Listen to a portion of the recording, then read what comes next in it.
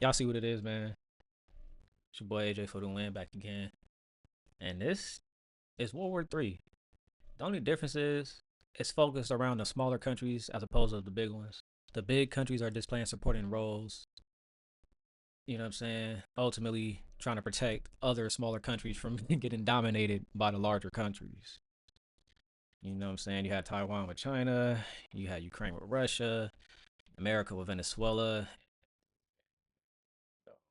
Syria, wherever we gonna go next, Mexico, and we're gonna go and we're gonna dominate, man. It's about time. We might as well just turn the whole North and South America to the Americas, bro. United States. That's what we should just call this whole thing the States. We just take it all over. Open borders.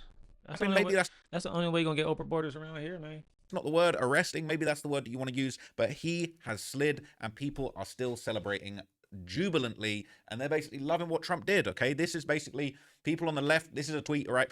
This is unprecedented, man. No pun intended. But for people of the land to be celebrated, that somebody else came and captured your president, dropped bombs, all that kind of shit, came through, tactical, switchblade tactical, all type of shit. Interesting. People on the left are saying Venezuelans hate Trump, but meanwhile, the Venezuelans are literally kissing the screen, trying to kiss Trump through the phone. Look at this. Mi amor, mi amor, y venga para acá usted, pechocho. Is this propaganda? Gracias.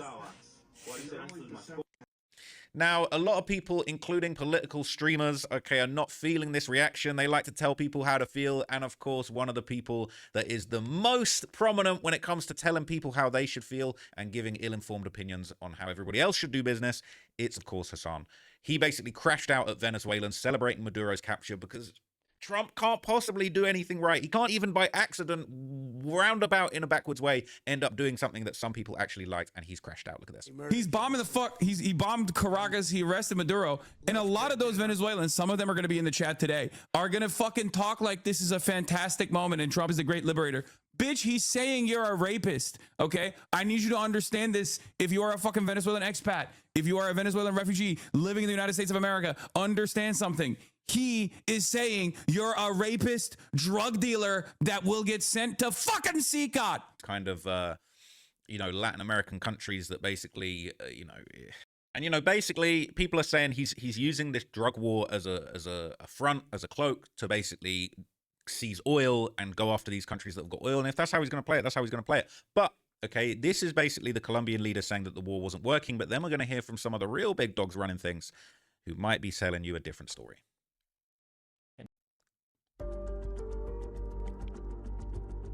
Since early September, President Donald Trump has ordered a series of controversial military strikes on boats in the Caribbean and the Eastern Pacific.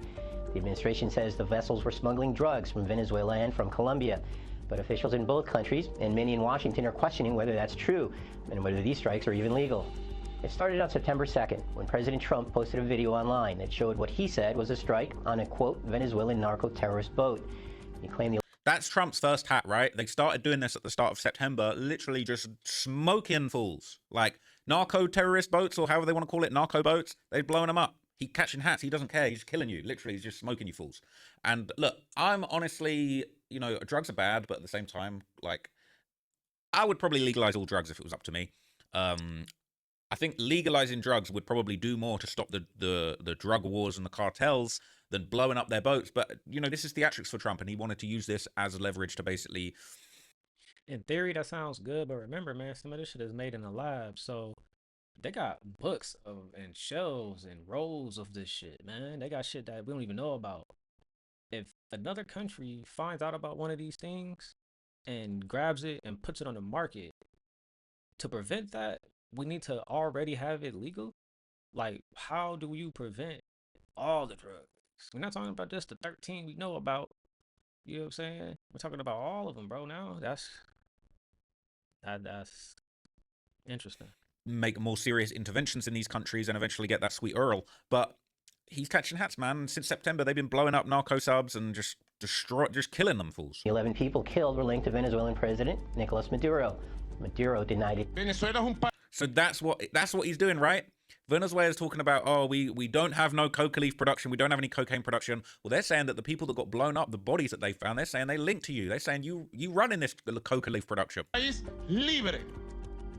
de producción de hoja de coca. Libre de producción de cocaína. Less than 2 weeks later, there was another strike, this time killing 3 people. When asked by reporters about that strike, Trump said the incident occurred in international waters, and he insisted, quote, "We have proof that that boat was carrying drugs because of the cargo that was in the ocean." On September 19th, the third strike followed, killing 3 more people. Trump alleged that they were working for an unspecified, quote, "designated terrorist organization." Look how instant that shit is, man. These is the big guns, bruh.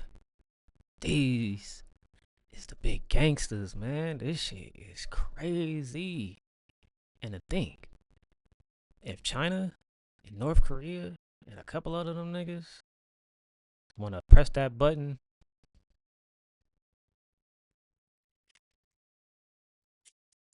they better hope to God that it annihilate the whole thing. Cause we got spies everywhere, like they got spies everywhere, all type of shit, man. And this ain't no conspiracy shit.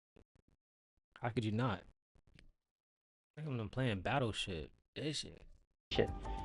On October 3rd, Trump announced a 4th strike. 4 people killed. Look at. Claiming that the vessel carried enough drugs to kill, quote, 25 to 50,000 people. Colombian President Gustavo Petro said one of those killed was a Colombian fisherman and was not involved in drug trafficking. No hay necesidad de tirar misiles, es absolutamente ineficaz. Y no parece estar dirigida esa acción realmente a incautar cocaína, sino a una invasión, que también es absurdamente ilegal. Trump used a Navy anniversary speech to announce yet another strike. 6 men killed in the Caribbean. In recent weeks, the Navy has supported our mission to blow the cartel terrorists the hell out of the water. And just days after that, on October 16th, a strike left 2 survivors. They were quickly handed over to their home countries of Colombia and Ecuador, a move that prevented them from challenging their detention in court. So they're basically, everybody's saying they're all innocent fishermen. They need 12 to 1500 horsepower to keep up with those high-speed bass we're hearing a lot about. Amazing those idiots are still even running those drug boats. No fishing poles, no fishing nets, no fishing bait, no fish cargo. Just fish scale, baby. That's all they got. It's amazing anybody even survived those. It's those packets of cocaine floating in the water that seem problematic for the words alleged. All right? People saying, this is what I call a war on drugs. Now, it's interesting when you see the Colombian president talking about, How you know them was packets of cocaine floating in the water? Nigga. What? Hold on, go back to the footage, bro. When this footage happened, right? I ain't even gonna do that. I think that was cocaine is crazy. We gotta look at it. He's saying all of this stuff over here is cocaine. Did you not just see? You don't know how big of a blast this is? All of this stuff. Oh my gosh, bro. All of the white particles on the outside of this blast look like claiming that the vessel carried enough drugs to kill, quote, 25 to 50,000 people. Colombian President Gustavo Petro said one of those killed was a Colombian fisherman and Walmart should just be selling all the heroin and cocaine they want, all right? If you fucked up off all that stuff, that's on you, all right? You can buy alcohol. I don't drink alcohol, all right? So if you can destroy your body with cheeseburgers and alcohol, why not allow people to destroy their bodies with cocaine and take the power away from the smugglers? But that's a story for another day. But what's interesting, although, all right, is that although some of the leaders of these alleged narco states are saying this whole blowing up the boats is ineffective, in fact, and I'm scared of even talking about these guys, but members of the deadly and vicious Sinaloa cartel that be running things in Mexico, they apparently said the opposite. They apparently said Trump's got the block hot. Look at this. I do what I have to do. You know? Why do you say you do what you have to do? Couldn't you stop doing this? No puedo. You can't. Ya cuando entras, ya no sales muchas veces. Once you get in, you can't get out. Do you think what President Trump has been doing has been making your job tougher? Oh, yeah. Yeah. Yes? Yes. But it's becoming more difficult, you think? Yeah. In a bizarre interview on CNN, an anonymous member of the Sinaloa cartel explained that Trump's immigration I don't know. I call cap on that footage. and drug policies have put a damper on their black market tradecraft. Dressed conspicuously in a black mask, sunglasses, black gloves, and a hat to conceal his identity, the alleged leader of El Chapo's former gang met with CNN's senior national correspondent, David Culver, inside an SUV at a Phoenix parking lot.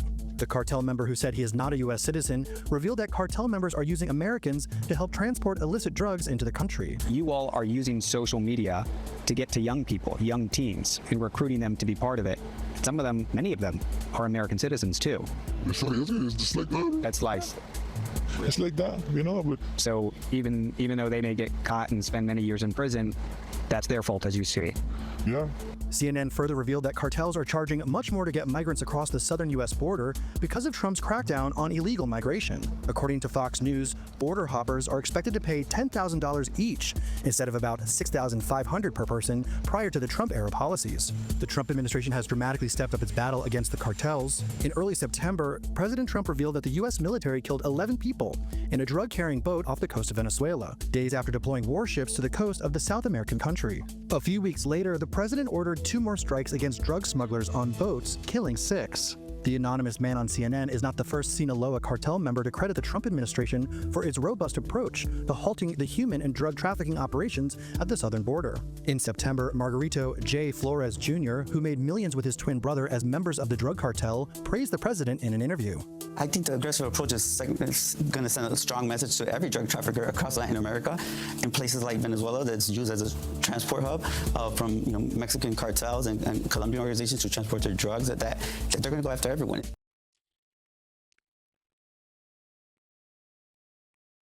they don't want you to know about it. Hey, did you know you might get a big cash? So people in the drug game are saying Trump's heavy-handed approach is actually fucking shit up, all right? You got the cartel leaders allegedly saying Trump's making it harder. People saying, of course, CNN knows the cartel leader. Like, what the fuck? Come on, gang. Why is the CNN journalist sad that he has difficulties because of Trump? It's CNN. I'm confused. CNN sat down with the cartel leader in America for an interview and didn't notify the feds. I don't recall it ever being easy to meet a cartel member, let alone a leader, right?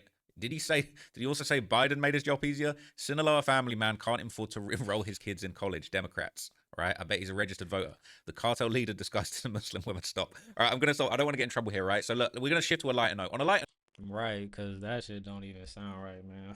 So to my other point, this is why I don't really like to get too deep into it, because I know they like to fuck with people's minds and shit, man. The propaganda game is real. It's a part of the art of war, and I don't want to be a victim of they shit. You know what I'm saying? There's a lot of other things to keep your mind occupied on for real. But like I said, just staying abreast of certain little topics is cool. Just know what people think is going on in the world. Shit. For me, shit, I don't give a fuck. You know what it is. AJ for the win, baby.